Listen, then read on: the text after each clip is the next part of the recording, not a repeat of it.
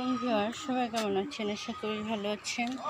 তো ভালো লাগলে লাইক কমেন্ট শেয়ার করে সাবস্ক্রাইব করে পাশে থাকবেন।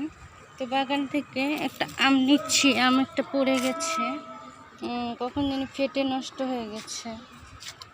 তো 3টা ছিল, 2টা আছে আর গাছে। বৃষ্টিতে হয়তো শিলা পড়েছিল। আর বেগুন হারভেস্ট করে নিয়েছি বাসায়। তো এই শাকসবজি তুলে নিব, কি সুন্দর হয়েছে শাকসবজিগুলো। এদিকে পেঁপে গাছে পেঁপে, তো সব রকমের শাকসবজি, লাউ শাক, কলমি শাক। এদিকে তো পান খাচ্ছি আর ভিডিও করছি।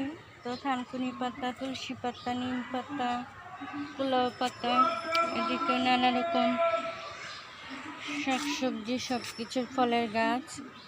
লাল জামরুল গাছ, গাছটাতে ফল আসছে না।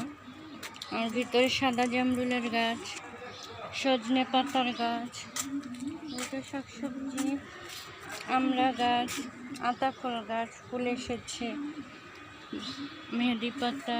এদিকে করমচা ধরেছে, বড় হয়ে যাচ্ছে মাশাআল্লাহ। ডালিম ধরেছে, মরিচও পেরে নিয়েছি, লেবু গাছ, এদিকে অনেক কালো মরিচ ধরেছে।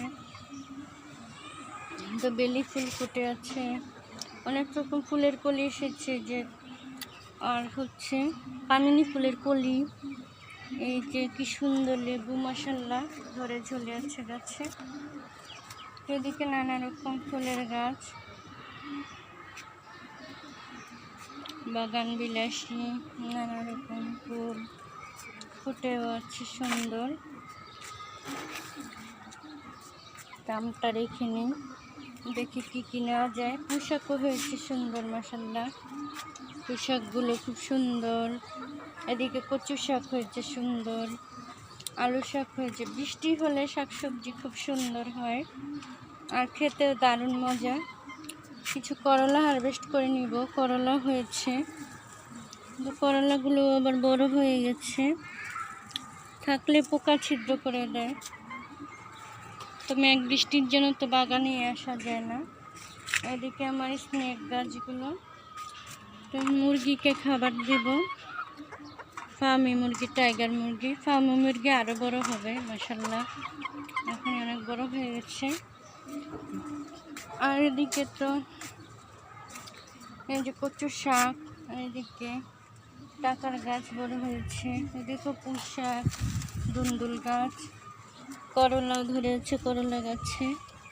এই যে করলা আজকে হারভেস্ট করে নিব, আরও আছে করলা। এই যে মাশাআল্লাহ কি সুন্দর হয়েছে, আমি 2টা পেরে নিলাম। এদিকে হয়তো আরও আছে। এদিকে লেবুগুলো সুন্দর, শাকসবজি সব সুন্দর হয়েছে। আর এদিকে ড্রাগন গাছ, আর এদিকে তো সব ধরনের ফুলের গাছ, নানা রকম ফুল, কাঠগোলাপ, টগর, নানা রকম ফুলের গাছ। এদিকে আছে, খুব সুন্দর হয়েছে পাতাগুলো, এগুলো হারভেস্ট করে নিতে হবে। আর এদিকে ফুলের গাছগুলো সুন্দর হচ্ছে, পেয়ারা গাছগুলো নতুন পাতা হয়েছে। আর ওই গাছটাতে ধরেছে, এদিকে একটু জায়গা করে দিতে হবে। তো সেদিন গাছ টানাটানি করে শরীরে ব্যথা হয়ে গেছে, তো আবার কিছুদিন পরে কাজ করব। তো এই যে এদিকে মাশাআল্লাহ আরেকটা বেগুন আছে, তো এই বেগুনটাও হারভেস্ট করে নিই।